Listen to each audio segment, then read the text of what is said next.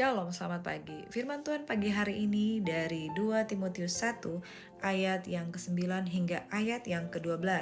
Dialah yang menyelamatkan kita dan memanggil kita dengan panggilan kudus, bukan berdasarkan perbuatan kita, melainkan berdasarkan maksud anugerahnya sendiri yang telah dikaruniakannya kepada kita di dalam Kristus Yesus sebelum permulaan zaman, dan sekarang dinyatakan oleh penampakan juru selamat kita Yesus Kristus yang melalui Injil telah mematahkan kuasa maut dan mendatangkan hidup yang tidak dapat binasa.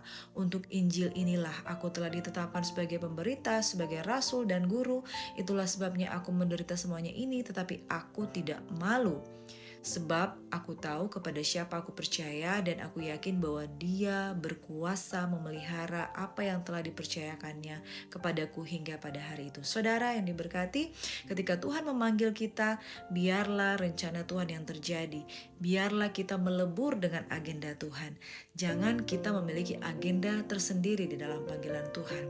Sebab ketika Tuhan memanggil kita, Dia berkuasa untuk memelihara apa yang telah dipercayakannya kepada kita hingga pada hari itu.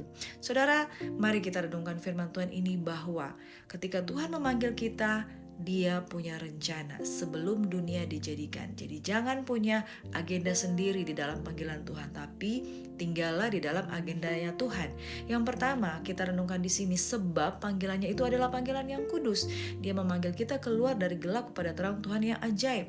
Yang kedua, panggilannya itu berdasarkan anugerah, pemilihan, penetapan Tuhan. Sebelum engkau dilahirkan, sebelum dunia dijadikan, engkau telah dipanggil Tuhan berdasarkan anugerah, bukan berdasarkan perbuatan yang baik. Yang ketiga, panggilannya ada di dalam kuasa dan kekuatannya di dalam Injil yang mematahkan kuasa maut. Luar biasa saudara, ketika saudara dipanggil oleh Tuhan, kuasanya mengalahkan musuh-musuh. Bahkan kita akan mengusir setan demi nama Tuhan karena panggilannya penuh dengan kuasa. Yang keempat, panggilannya mendatangkan hidup yang tidak dapat binasa atau hidup yang kekal.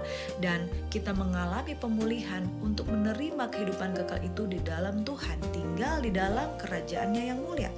Yang kelima saudara, Dia memanggil, Dia berkuasa memelihara apa yang sudah Dia jadikan dalam kehidupan kita. Ketika Dia memanggil, Dia berkuasa, Dia bertanggung jawab. Ketika Dia memanggil, pasti Dia menyediakan dan mencukupkan. Saudara tidak kekurangan sesuatu apapun, karena Tuhan berkuasa memelihara engkau. Itu sebabnya saudara, jangan punya agenda tersendiri di dalam Tuhan, tetapi milikilah agenda di dalam kehendak dan rencana Tuhan, sehingga semuanya berhasil di dalam Kristus. Tuhan memberkati. God bless you. Shalom.